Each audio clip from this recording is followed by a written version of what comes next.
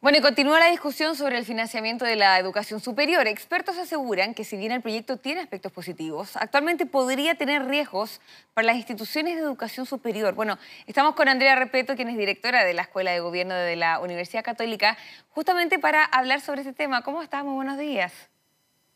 Buenos días, Sabrina. Muy bien, muchas gracias por la invitación a conversar de este tema que es tan importante. Tan importante. Y me pasa que lo he hablado con algunas personas y es un tema que poco se habla, siento yo. Muchas personas con las que he hablado tienen poco conocimiento de qué se trata y cuál es la importancia también de avanzar en esta discusión. Y creo que usted es la experta para poder también explicar a las personas la importancia de avanzar en esta discusión del financiamiento de la educación superior y por qué es tan necesario también.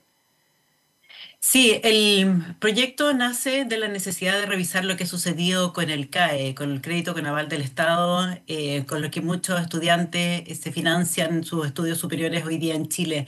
El CAE partió hace ya un tiempo importante atrás y se ha ido reformando, pero aún así hay una morosidad muy alta. Hay muchos estudiantes que tienen dificultades para pagar, otros simplemente han dejado de pagar. Hay una expectativa de que se va a ver una condonación y probablemente eso tiene que ver con aquello.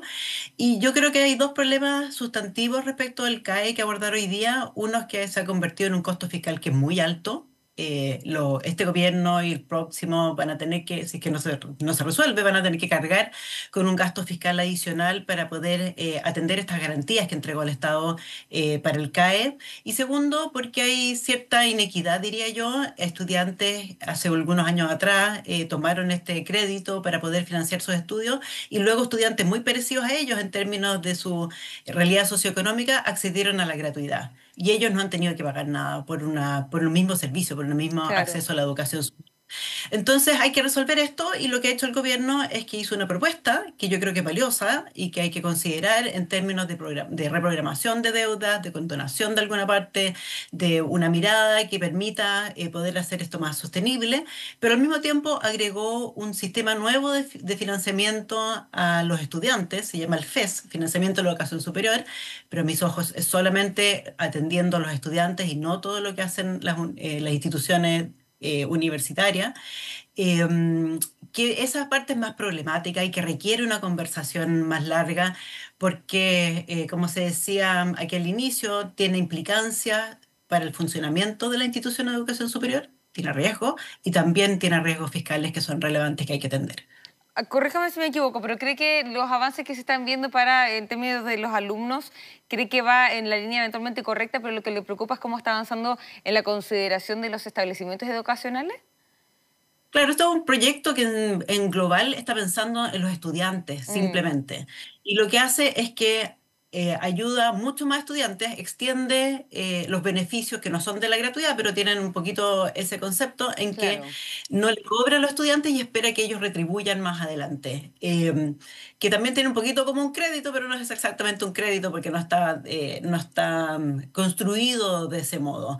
Pero al mismo tiempo reemplaza los fondos que hoy día las familias ponen por fondos fiscales que son menores que los que tenían, que los que están recibiendo las universidades hoy día. No todas ellas, pero muchas de ellas. En particular depende de la composición económica de sus estudiantes. Eso hace que las universidades tengan menos recursos, muchas de ellas, y que dependan del Estado en el futuro, que dependan de que el Estado defina los aranceles, defina cuántas matrículas hay, cuántos cupos hay en las universidades, y hace que los proyectos universitarios dependan del Estado y pierdan la independencia y la autonomía que necesitan y que son fundantes de lo que es un sistema universitario, donde importa la libertad para crear, para Claro. reflexionar, para pensar, para crear, para investigar, para Mm. hacer avanzar la ciencia. Y las hace depender del Estado de una manera excesiva y que por lo tanto es riesgosa para su futuro. Y eso también se podría haber traducido también en la calidad de la educación que se entrega a los distintos establecimientos. ¿Podría llegar hasta ese punto también? Sí, por supuesto, en la medida que haya Ya. menos recursos y haya dependencia del Estado, se van a sacrificar cosas, se sacrifican laboratorios, infraestructura, se sacrifica la calidad de los apoyos que se pueden dar a los propios estudiantes, el valor de lo que hacen las universidades se pone en riesgo y la autonomía y lo que hace un poquito estos proyectos y lo que ha pasado con los aranceles regulados es que las trata de meterlas todo como en un mismo saco, de que todas se Claro. parezcan mucho. Y la verdad que hay una diversidad muy grande de lo que puede ser un proyecto universitario o en educación superior en términos generales. Y en esta discusión, bueno, el ministro dijo que estaba abierto también a ir haciendo pequeñas modificaciones, algunas indicaciones. ¿Cree que se ha escuchado a todos los sectores, incluyendo a los que usted está mencionando, para poder avanzar en esta discusión? Sí, sí, yo creo que había una discusión bastante abierta sobre cuáles son los riesgos, las dudas, las Ya. cosas, lo que se puede hacer. El Ministerio ha mostrado apertura, aún no queda muy claro hasta dónde están disponibles a llegar. Yo creo que hay que ir un poquito más allá de lo que se ha dicho, creo que hay que separar estos proyectos. Una cosa son la condonación del CAE y otra cosa es el financiamiento de la educación superior en el futuro. Mm. Estaba leyendo un informe suyo que señala que, por ejemplo, una casa de estudios podría perder hasta 25.000 millones de pesos anuales con este nuevo mecanismo. Sí, un grupo de académicos de la Universidad Católica ¿Ya?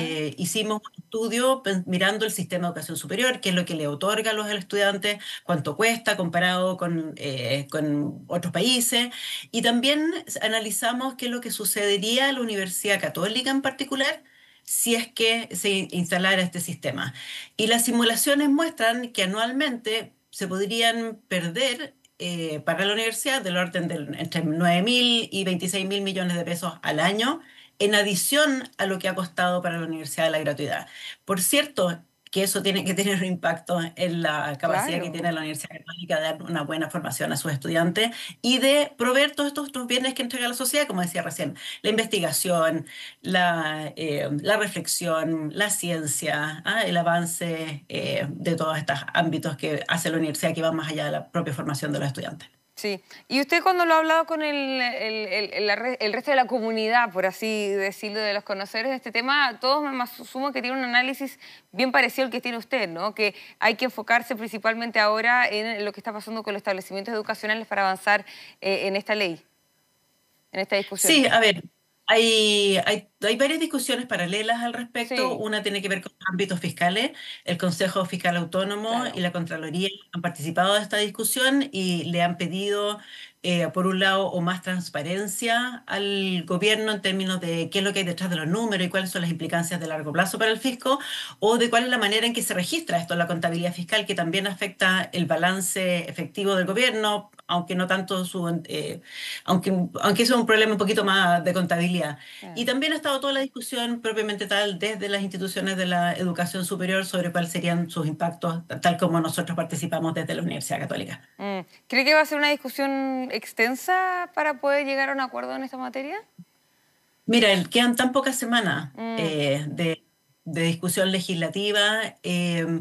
Habría que, quizá para que pudiera avanzar y resolverse, porque yo creo honestamente que la parte del CAE es positiva y que hay que resolverla, una gran apertura, una capacidad de negociación y de conducir una buena negociación en el poquito tiempo que le queda al trabajo legislativo antes del cambio de gobierno.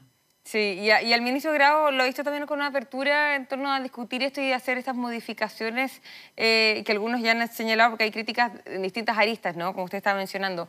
¿Ha visto una apertura por parte también del gobierno en ir haciendo estas correcciones?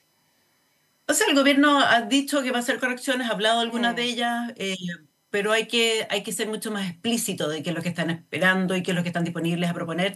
Para eso tienen que ingresar indicaciones a este proyecto en el Congreso y eso no ha sucedido todavía. Estamos a la espera de eso. ya. ¿Cree que es sostenible fiscalmente el FES?